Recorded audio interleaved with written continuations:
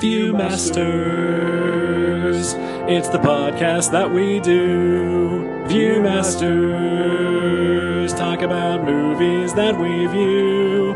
Viewmasters, my friend Eric and me Joe. Viewmasters, hey, let's start the show. Hey, welcome to the Viewmasters, episode 242, The Secret Life of Walter Mitty. My name is Joe. My name is Eric. Hello, Eric. Hello, Joe. How are you? I'm doing pretty well. How are you? Oh, not too bad. Excellent. How's life treating you up in, are you still in Anarchist City up in Seattle? Yes. Anarchist, it's an anarchist district, I believe, is what it was. All right. You know, I don't, now that he's lost the election, I don't know that he really cares anymore. Has he lost the election? I feel like he's lost the election several times at this point. Oh, I don't know. I think there's still got to be some other avenues, right? Probably. Probably other court challenges. He can refuse to concede, you know. When will this episode come out? Will it all be over by then? I think it's a good question. Probably early mid-January. Okay. So maybe by the inauguration. Okay. All right. Well, something to look forward to. Yeah. Hopefully it'll all be over soon. Thoughts and prayers. Yes. to all my many enemies. I know you have a sizable enemies list. I do. It's long. I record all my conversations, as you know. Well, I mean, that's why we started the podcast. That's right. Yeah, you figured, we're recording. We're already I'm recording right? it anyway. Yep. Might as well try and make some money off of it. So far, not so much. I was about to ask, has that happened yet? Anyway. This episode's brought to you by loneliness. Yes. So this episode will come out January 12th. So. Okay, all right. So T-minus 8 days. Yep. Till hopefully it's all over. Yes. By which I mean the end of the world. God, I hope. I mean, so we're recording on December 17th, so we've got a couple days until, whenever the next Mayan end of the world scenario is. So who knows? Yeah. Maybe Jesus will come back for his birthday and just That'd be so smite us cool. all. That'd be so cool. Yeah. I would love that. Happy birthday, Jesus. Yeah, although I think we record again before that, so. I think you're right.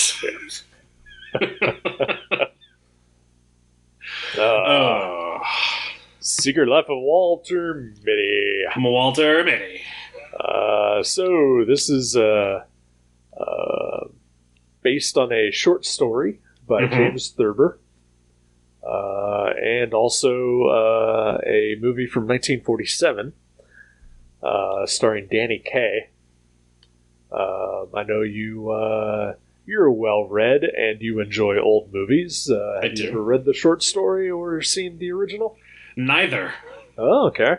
Yeah, how about you? Actually, you know what? Now that I mention it, I may have read the short story in, grade school. Okay. It seems like the kind of thing that I would have been required to read. So, my answer is yes, because it was a school thing. Nice. I feel like it was probably 8th grade. We read the story and we watched the movie. Oh, wow. All right. And I remember precious little about it. About the movie or the story? Yep. Okay. All right. So going into this was basically your first experience of it. I mean, I remember Danny Kaye in the original movie, and even though I know he's a song and dance man, kind of became a fan. Nice. And so whenever I do see an old movie where he is in, I get a little bit excited. That's awesome. Because I do recall the only thing about that movie is that I found him to be enjoyable. Nice. If you had held a gun to my head, I would have told you that Jimmy Stewart starred in that movie. I mean, just based on the story alone, I could see this is a Jimmy Stewart vehicle. Yeah, I mean, I may also be thinking a bit of Harvey. You know, just an adult man with a very active imagination. Yeah, very true. I feel like there are also at least one like Looney Tunes cartoon that's very similar to just the conceit of the story. Sure. Probably. I know I've seen an old episode of Animaniacs where, a Danny Kaye-like figure shows up in it. That's awesome. Yeah. Because, Animaniacs, just hitting the target audience with their 1940s movie references. Damn right. And I loved them for every time they did it. It is kind of crazy that, that cartoon is really a love letter to old Hollywood. But you don't get that until you're an adult. Nope. It's like, I remember there was an entire episode based on essentially the plot of Apocalypse Now. Oh, wow. But it was a Jerry Lewis-like figure who was going over budget on a movie production. Oh my gosh. Which is also itself a reference to the making of Apocalypse Now. Right. But, I didn't see Apocalypse Now until years later. That's awesome. And it's just one of those, I get that now. Captain America, I understand that reference gif. So, just before we started recording, you were talking about a toy that you just got. Yes. And you said the line of figures is called Fun Man? Yes. Yes, Fun Man. Okay. So, I didn't do a ton of research on this movie, but I did fall down, just stumbled across a little ditch of information. Okay, interesting. Not a full rabbit hole. No. The one interesting thing that I gleaned, which was pretty much just of interest to you and me, but oddly enough, you brought up Fun Man, is that, while reading about this movie and then the original movie, and then just about Danny Kaye in general, did you know that Siegel and Schuster, after they left DC, after filing a lawsuit to reclaim the rights to Superman, created a new superhero called Funny Man? No. Which they base off of Danny Kaye. That's amazing. What are the fucking odds that I would get this figure in the mail today? That's crazy. That is very crazy. See, I thought you were going to come in with some exciting Stretch Armstrong trivia. No, I don't. No. Oh, well, maybe next time. Yep. I just thought that was interesting. That's amazing. I'd never heard that. It was kind of a response to just their reaction to every ripoff of Superman that came out after he became hugely popular. Right. And so it was essentially just a parody of all the knockoffs and parodies of Superman. That's awesome. I wonder if those stories are available to read anywhere. Did you happen to look that far? I did not know, but I know there are websites out there that have, like just scans of every Golden Age comic that you can Right. think of. So I would not be surprised. It only lasted 6 issues, so I will have to dig into that because that sounds awesome. Yes. So yeah, yes. The Secret Life of Walter Mitty. Danny Kaye is not in this He is not. because he is long past. Rest in power, Danny Kaye. But Ben Stiller, who is not the modern day Danny Kaye. Who is the modern day Danny Kaye? I don't know. Is it Joseph Gordon-Levitt?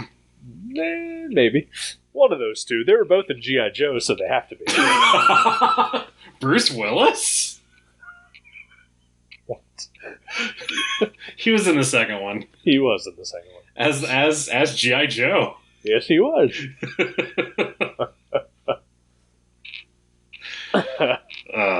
But yes, Ben Stiller is the lead in this one. Yes, and directed it. And directed it, yeah. Yeah. So yeah, go ahead. I was just going to say, I remember seeing the trailer for this, out when it was originally released. And I was of two minds of it. One, that it looked very trite. And also, the trailer made me cry. Oh, wow.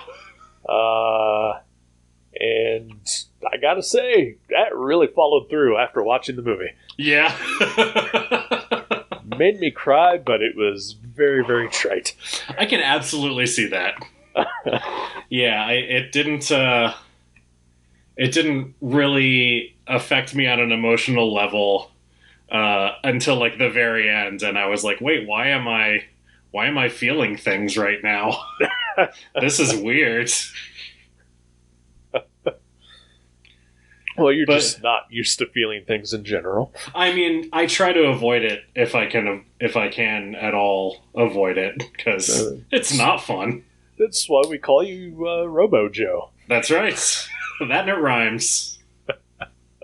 Oh, I mean, that does help. Yeah. It's easy to remember. Yep.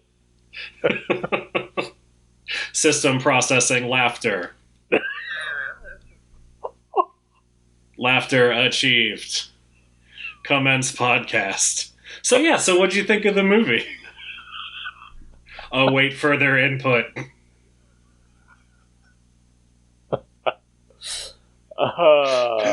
Yes. Yeah. No. Yeah.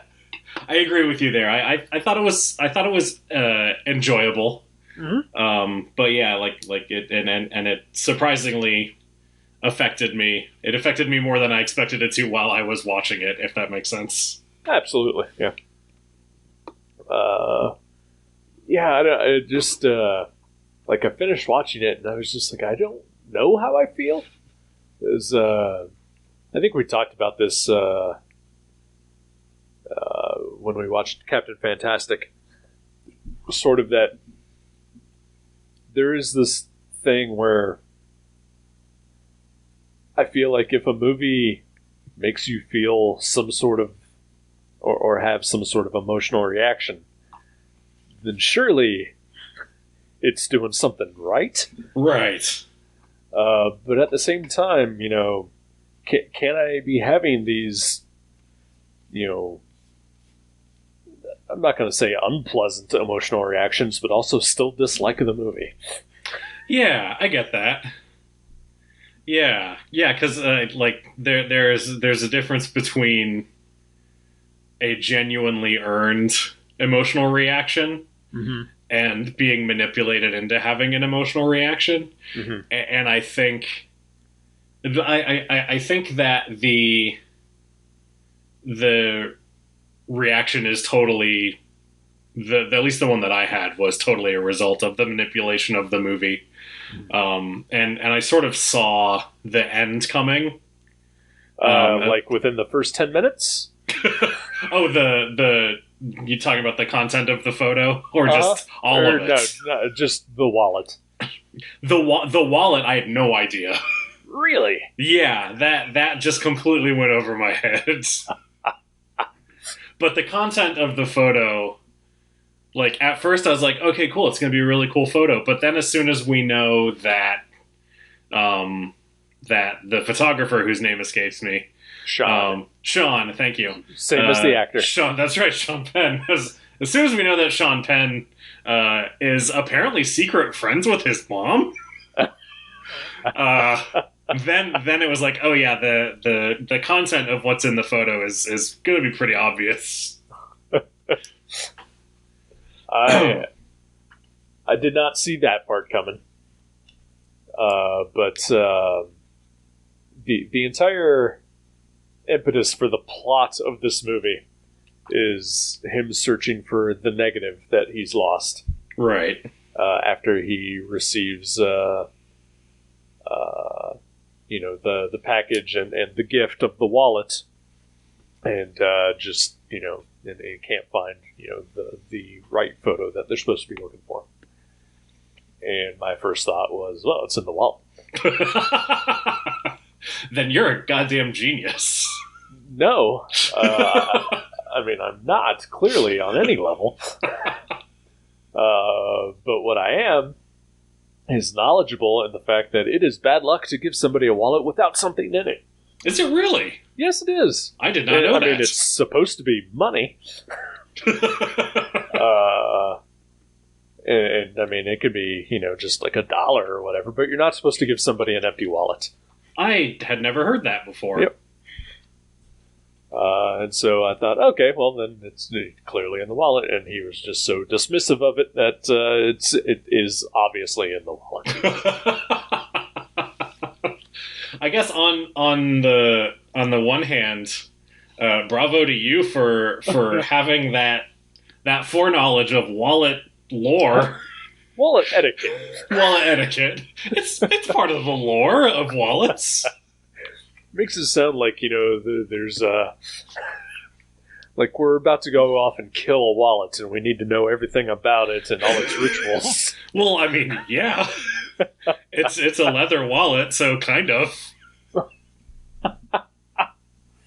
Okay, fair. But yeah, so like I'm really impressed that you put that together based on something you knew about wallets. And I'm also kind of glad that I didn't know that piece of wallet information, because I feel like it would have just made me really frustrated. And I did have the thought when Sean tells him that it was in the wallet, I was just like, are you fucking kidding me? He's had it the whole time. Yep. Then when he throws away the wallet. Right. Yep. But then I knew, well, his mom's going to get it out of the trash for him. Yeah. I figured the wallet wasn't gone forever. Yeah. She's always apparently digging stuff out of the trash. It is. She was a former hobo in her previous life. Oh, right. I don't think that's established in the movie, but it's the backstory I've given her. It makes sense. It checks out. But, maybe the fact that that he had what he was looking for all along is the message of the movie. Oh, yeah, could be. Maybe. I don't know. Yeah. Or maybe you should just spend a bunch of the company that you work for as money to go on crazy adventures. Sure. I mean, I think we should all be doing that. Yeah, I don't disagree. Yeah. I've definitely done that. Yeah, I haven't, because I don't work for places that have money. Oh. You're a better person than I. Yeah, well, I also don't have the type of jobs that would allow me to just do that kind of shit, so. Fair. You wouldn't think I would, but I've made it work. I mean, I guess, I could at the church, just use their credit card for whatever, Yeah. I mean, you're going on a mission. Yeah, that's it. Yeah. Dumb aside, I am in charge of, making sure that all of Jesus' bills are paid and all that. Right. And we actually maxed out the church credit card last month. Oh, wow. We bought a whole new AV system and all that. And so that bill got paid, and then we got the this month's bill the other day for 78 cents. And I was legitimately angry at it. Because I was like, by the time I send this off to the accountant, and then we get the check processed and printed, and then, throw a stamp on it, it's going to cost more than the actual bill. Yeah, that's really not worth it at all. I was like, I should just throw $1 in there, and then they'll owe me 22 cents.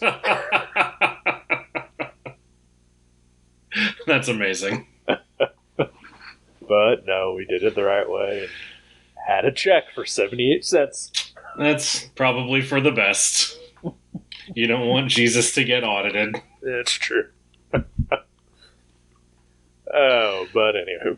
Yeah. So this, for those that don't know, very brief plot synopsis. Walter Mitty is a negative processor for Life magazine. Yes.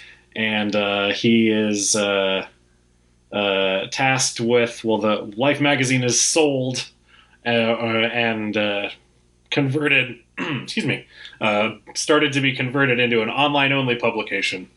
And Walter is in charge of the negative for the photo for the final issue of Life magazine, which he cannot find because it's in his wallet, apparently. Yep. And so he goes on a search literally around the world to find the photographer who took this photo and I guess get another copy of it.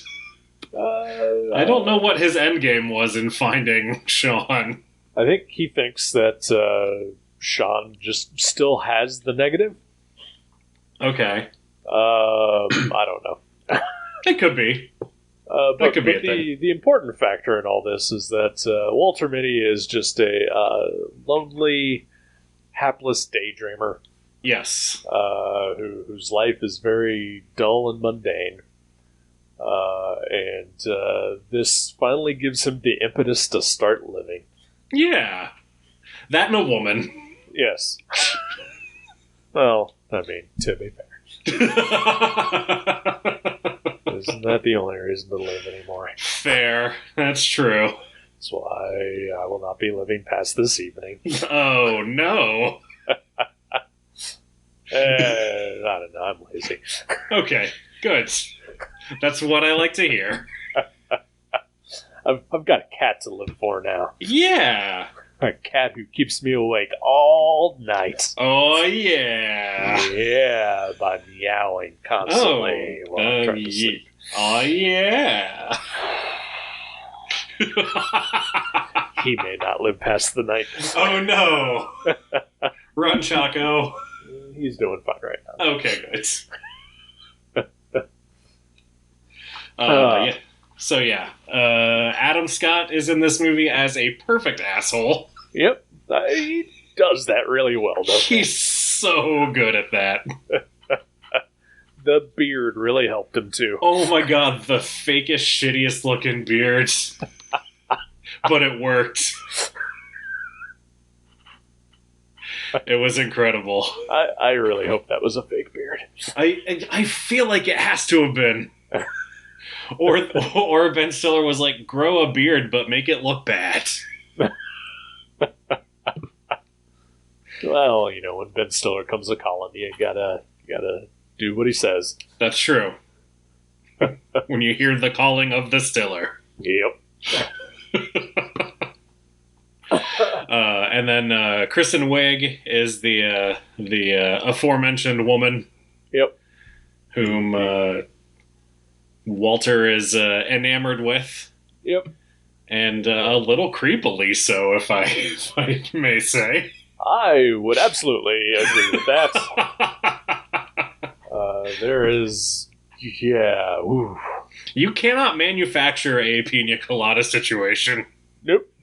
That has to happen organically, or it's fucking weird. Yep. I mean, a pina colada situation is weird anyway. It's true, it is. Once you break down what that song is actually about. Which they do in the movie. They do, yes. But yeah, and then like towards the end when he like he tells her like 3 times in a row that like he would just is just imagining her in situations. Yeah. At that point, she should just run screaming. Right. She's like, I'm a single mother. You are showing way too much attention to my child. There's also that, yes. I feel like that a lot of this movie was just an excuse for Ben Stiller to skateboard. Like I was really good at skateboarding when I was a kid. I'm gonna put those skills to use.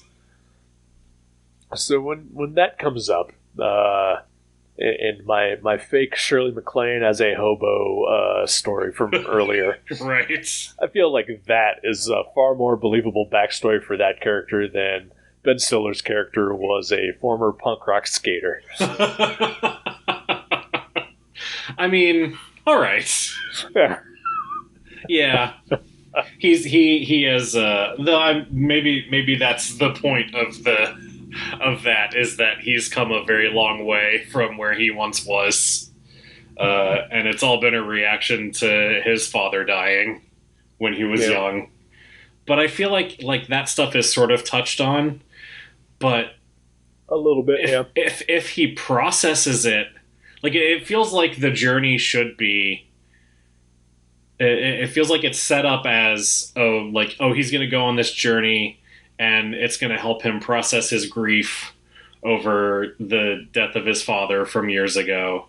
Mm-hmm. And like, I don't feel like that really came through at all. Like he just sort of he does stuff more out of motivation for Kristen Wiig's character, like thinking that he's cool for doing it or something, right?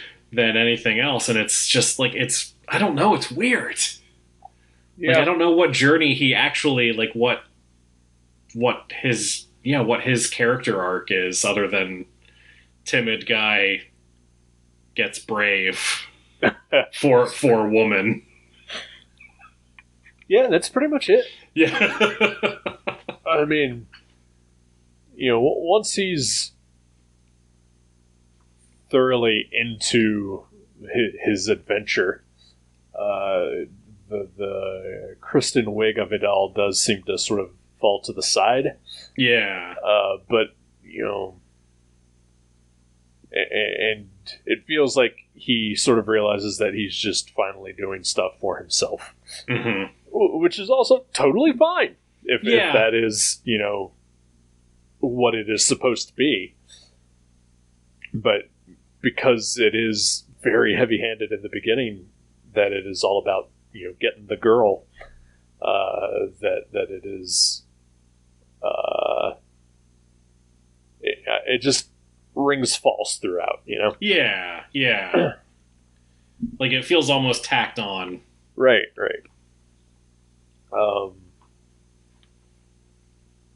I don't.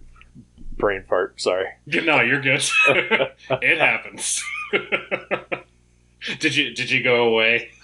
Yeah, I did. So I'm going to tell you the dumb crazy thought that I had. Okay.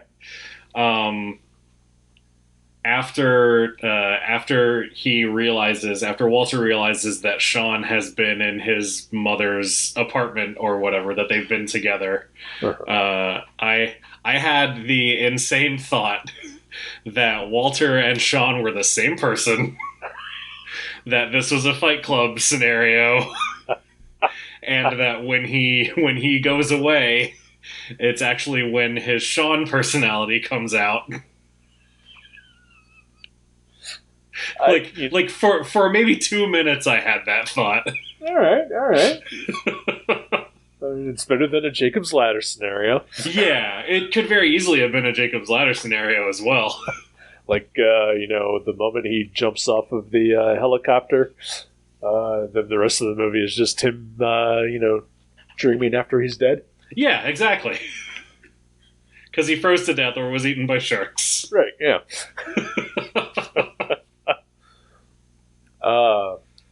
So my crazy conspiracy theory about the movie was. Oh, I'm excited.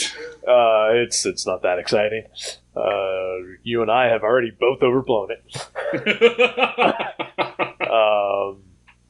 I mean, it is established that he does go away and have these crazy fantasies, and I would say that puts him in the unreliable narrator category. Definitely. And I pretty much just thought that every adventure that he had from the moment he goes to Greenland was just all in his head. I absolutely had that thought as well. And then, like, towards the end of the movie, it would snap back to just him having his first conversation with Adam Scott. Yeah. And just that be would have been hapless loser. That would have been kind of amazing, actually. I mean, pretty ballsy, actually. Yeah. Like, it just the last shot of the movie is like he's had a total break from reality, and they're in the elevator, and Adam Scott's just tapping him on the head. I mean, if it had happened, I think this movie probably would go down as like one of those all-time greats. Yeah. Just people cannot stop talking about. But no, it just is. Yeah. Yeah, I thought it was fine. Yeah, I mean, I certainly I would not recommend it. Like it's entertaining enough. Yeah. I feel like especially early in the movie when we do get him just daydreaming, which ultimately is not a huge part of the movie. Yeah, I think that was a little surprising. Yeah. That, we really only see maybe 4 right of his daydreams. And they are all pretty much at the beginning. Yeah. Like first quarter. Once he decides to go to Greenland, then everything else in the movie is allegedly reality based. In his reality, anyway. Right. Even though things are just ridiculous and weird, but randomly calling up Patton Oswalt. Yeah. Yeah, he's a very dedicated eHarmony customer service representative. Sure. Just like, for one thing, why is he calling eHarmony customer support? Why doesn't he just email them like a normal person? Right. And then when he calls them, he's like, he tells Patton Oswalt his basically like, oh yeah, I'm doing this just so I can do this Pina Colada song situation with this one girl. And Patton Oswalt doesn't think that he's a total weirdo. Not only that, but also apparently is just calling him off in his off hours. Yeah. Apparently has his personal phone number. And apparently Ben Stiller also has, Todd, his personal number as well when he gets to LA. See that I assumed that he called eHarmony. Oh, okay. All right. And was like, hey, can I talk to Todd, please? So, you and I have both been on dating websites. Yes. To varying levels of success. Yes. One would say you found the most success in it. I suppose. It only happened once, though, so I mean... Well, I would say that's the best success. Okay. If you're still on one, then things are going wrong. Have you heard of this, What's a Madison website? I think it's specifically for married people. Okay. Yeah. Are you on that now? Yeah, just checking out. Just see who else is on there, Sure, it's a pandemic. Why not? Yeah. Oh, man, dating during a pandemic sounds awful. Anyway. Yeah, all right. Well, let's not get into that. Yeah. Sorry, that's a whole other thing. It's also a little close to home. Oh, okay, I'm sorry. But anyway, yes, you are right. We have both had experiences with the online dating. Yeah, I would say, good or ill, neither of us, our experiences were ever like what Walter experiences. Just, like you said, email customer support like a normal goddamn human being. Yeah. Or also, I don't think it's possible to just be obsessed with one person on a dating site. Yeah, I mean, it's real weird. That's for sure. Yeah. I do have a little story about that, but I'll take it offline. Okay, all right. But yeah, just like, and like, this is real nitpicky, but the error that he gets when he tries to wink at her, and it's just like, I don't know, the most generic error message you've ever seen. Oh yeah. But like, if it was a real problem, whoever designed the user experience for this website would have had more information in that error message that said your profile is incomplete. Right. Yeah. He shouldn't have had to call customer support in order to find out that information, right? Definitely not. Yeah. Also, just the fact that it's a website and not an app, I feel just weirdly dated this movie. Okay, I can see that. Like it's not that old. Yeah, I think 2013 was when it came out. Yeah. But it did just partially weird me out. Like he has a flip phone that he uses, and he was on a dating website instead of just an app. That's funny. I don't know. It bothered me. Yeah, I didn't even think of that. Like the flip phone, I definitely noticed. But yeah, the website versus app thing didn't register to me. Oh, or like Kristen Wiig is, I believe, the only character in the movie that has a smartphone. Oh right, yeah, that's right. and she can't even look anything up on it because it's buffering. Right. Oh, technology. Things really were better in the old days. I mean, I cannot expect every movie to just be timeless. Yeah. Because, there are technological advances, throughout the years. But for whatever reason, I don't know why, but it really bothered me in this movie. Maybe also partially because of we're closing Life magazine and we're going to be an online entity now. Right. Which also I didn't look up, but did that actually happen? I don't know. Okay. Yeah, you're a journalist, kind of. Kind of.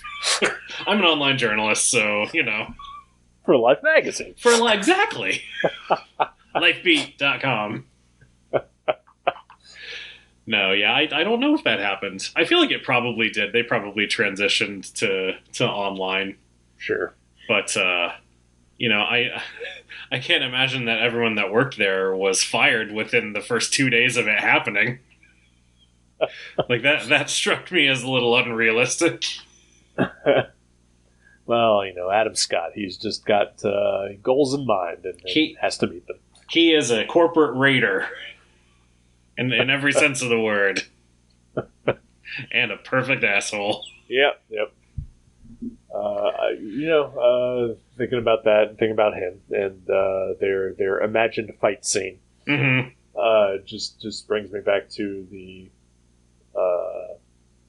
Walter's imagination scenes. I thought most of them were really impressive. I did really enjoy his and Adam Scott's fake fight. That was pretty awesome. Yeah, I like that a lot too. And I think that also just makes me think that I wish there had been more of that kind of stuff throughout the movie. It was surprising that there wasn't. I mean, I guess the point of it is that he, goes off and has real adventures and not fake ones just in his head anymore. But right, maybe one or two more fake ones wouldn't hurt. Yeah, I did think the Benjamin Button one was just real weird. I thought that was real weird too, and I thought it was funny that because we talked about Benjamin Button last week. Yeah.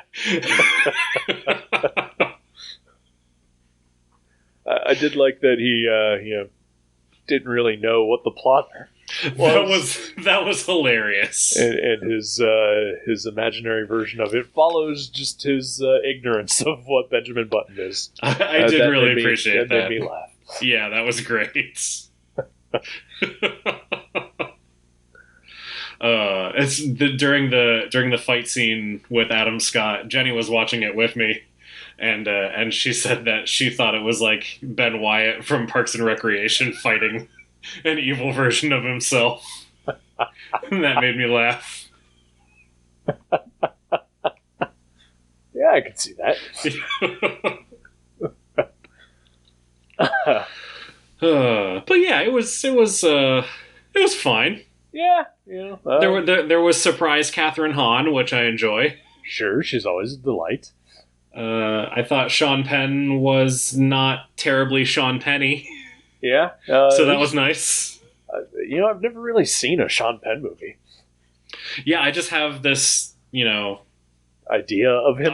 Exactly, yeah, as one of our finest actors. Sure, as we've been told. Right. I mean, I thought, he was good in the movie, and definitely not playing to type. Yeah, or what we think of what he is. A douchebag. Yeah. That's his real life persona has overshadowed. There you go. Thank you, man. Just speaking of brain farts. Has overshadowed any of his on-screen performances. Yeah. We mentioned Patton Oswalt. It took me a little bit to recognize his voice. Okay. When he's on the phone, but I was pleasantly surprised to see that he actually shows up in the movie. I did not expect to actually see him. Yeah. So that was a neat surprise too. Yeah, I like that guy. He's all right. Okay. I don't dislike him. Okay. I enjoy him in things. All right. I mean, I know you're a huge King of Queens fan, but I love any sitcom that's big schlubby guy, hot wife. Because kind of close to your life, right? Because it's my life. It's my life story. Yeah, exactly. No, I get it. I'm with you there too. Except for the wife part. Oh, well, give it time. You'll find your Leah Remini someday. Well, she's probably find the one that's still in Scientology. Oh, you can save her.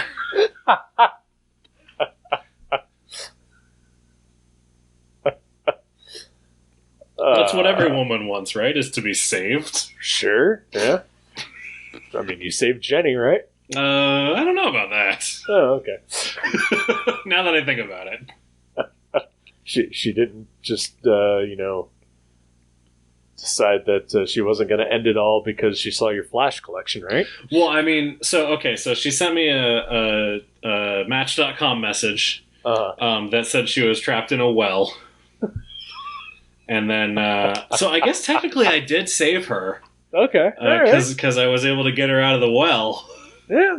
All right. There you go. Oh, man. Life choices validated. At least you have the one. Right? I'd say it's the one that counts. I think so. Yeah.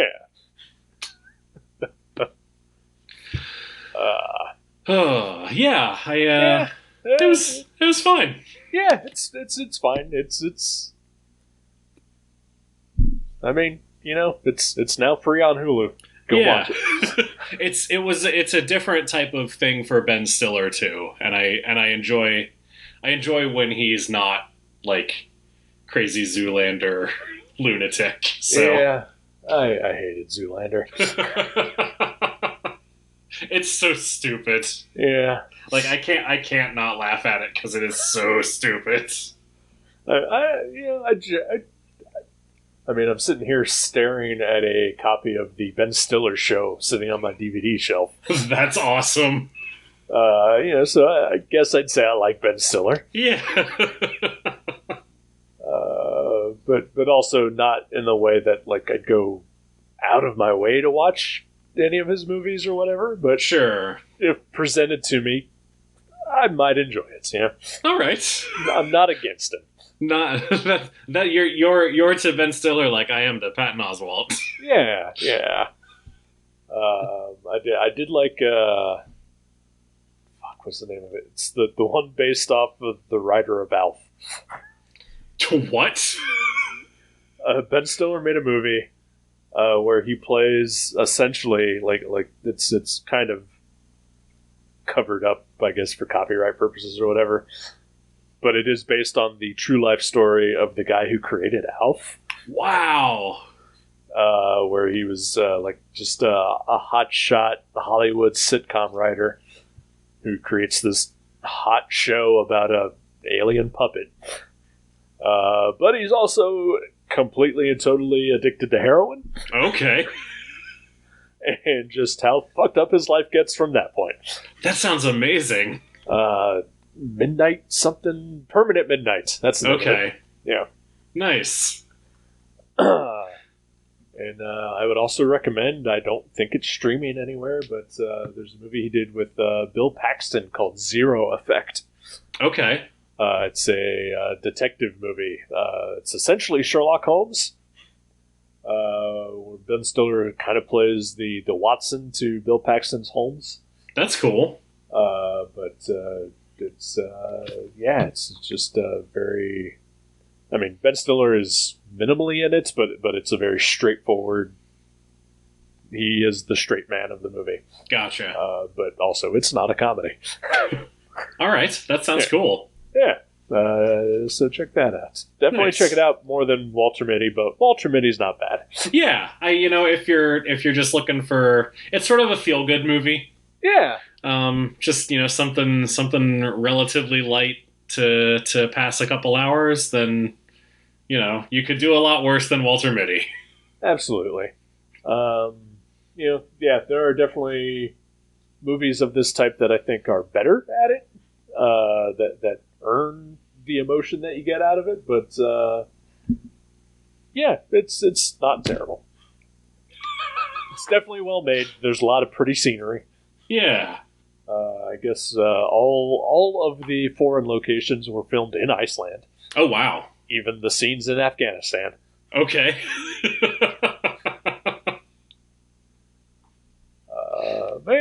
It's good. Yeah. Yeah. So what's bringing you a little bit of joy this week? Oh boy.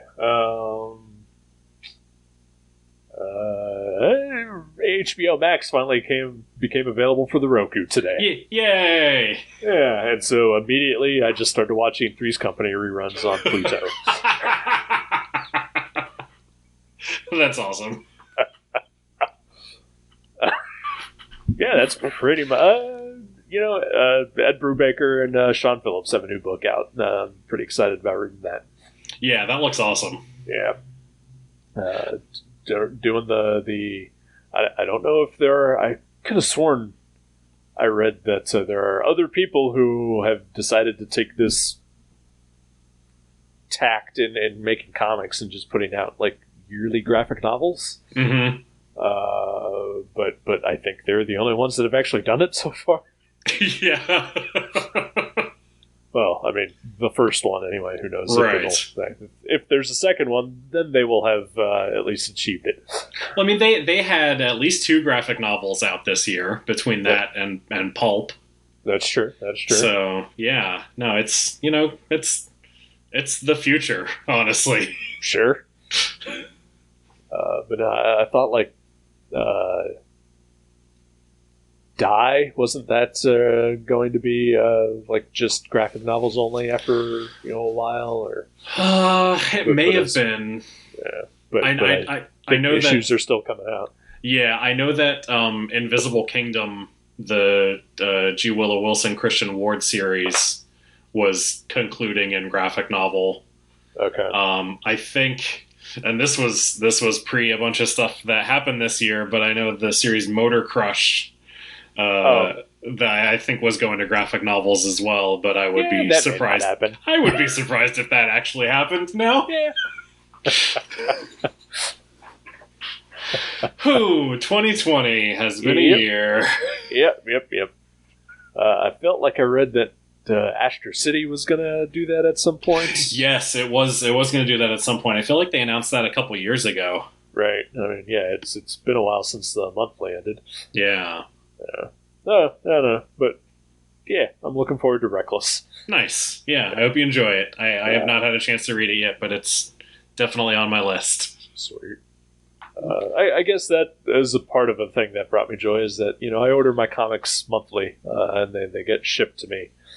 And so before that, though, I was going to a store and getting my comics on a weekly basis on Wednesday, new comic book day. But ever since I switched to the mail order, comics don't come to me on Wednesdays that much. But I got them this week on a Wednesday, and that brought me just a stupid bit of happy. That is nice. Yeah. It's like everything is as it's supposed to be. Exactly. Except for DC Comics, that's Tuesday. Well, it's always Wednesday to me because I'm not going to a fucking store 2 days a week. Right? I don't know anybody that's doing that. Oh, it's stupid. And now they... oh no! Like if you try to look up what's coming out in a week or whatever, you have to go to 3 different websites to find out. Yeah. Instead of just one that has everything. I'm sure there are others that have a compilation, but still. Yeah, it's a pain. Yep. It's not how it used to be. God damn it. Nope. Make comics great again. No. What happened here? Make comics great again. No. Yes. No. No, this is the last episode of the podcast. All that I mean by that is that I want all comics to come out on Wednesday. Oh, okay. All right. That's fair. Okay. And to feature more chicks with boobs. Giant exposed boobs. I mean, there's plenty of books you can support on Indiegogo that meet that criteria. I mean, I am a monthly reader of Tarot, Witch of the Black Rose. Right. Oh, man. I have never read that book. Have you? I have not. When Gutter Trash was still going, I almost every week had the thought, I should pick this. and just pray that it is bad enough that it's entertaining. Yeah. And not just terrible. There's 200 issues or something, isn't there? I'm never going to read that comic on my own, but I gotta respect the guy for doing it, right? Absolutely. Oh, enough about me. What about you? Oh, man. I don't know. I've been working on the Beats best of list. I feel like I may have mentioned this before. I don't know if I did. Did I? Doesn't sound familiar to me. Okay. I usually zone out though. That's fair. No, yeah. I wouldn't listen myself. Either. Yeah. You go on your little journeys. Yep.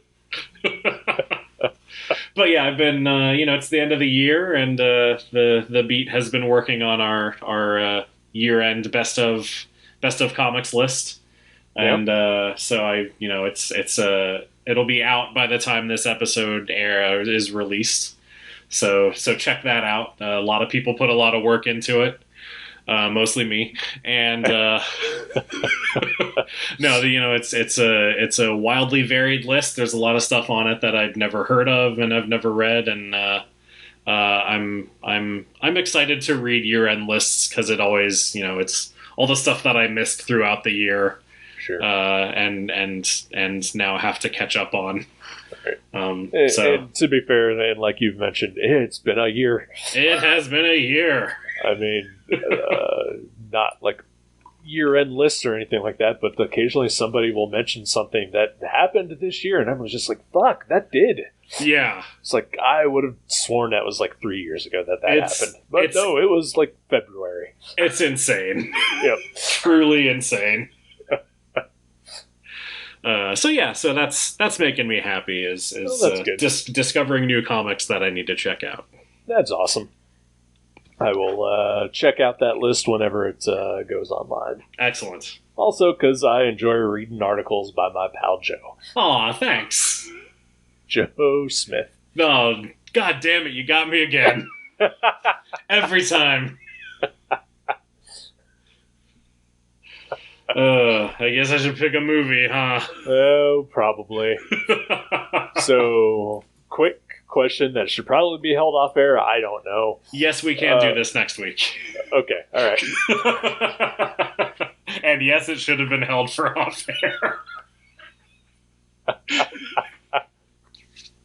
I can delete this part. It's fine. So, pick a movie. All right.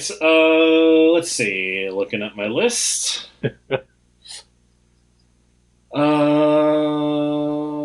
So I am going to pick, and feel free to say no if you've seen it already.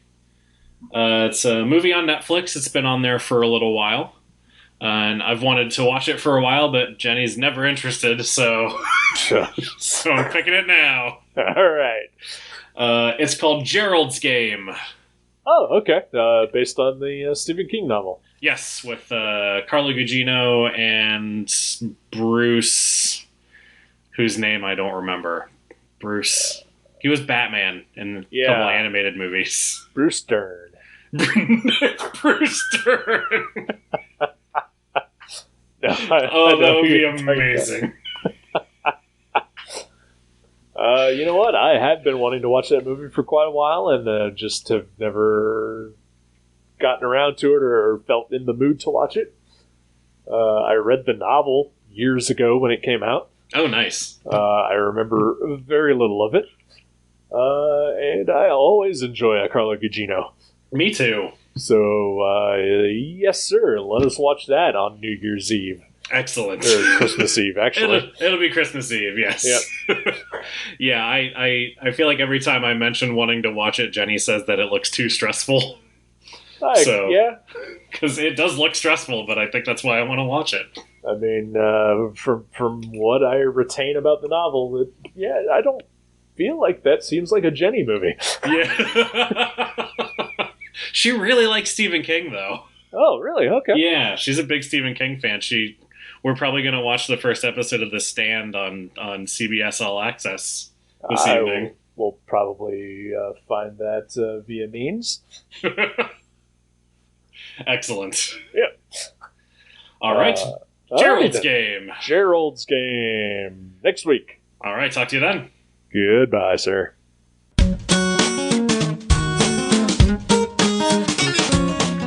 Thank you for listening to The Viewmasters. You can subscribe to the show directly at view.guttertrash.net or at iTunes and leave us a review. Visit view.guttertrash.net for email information and links to Facebook and Twitter. We'll see you next time on The Viewmasters.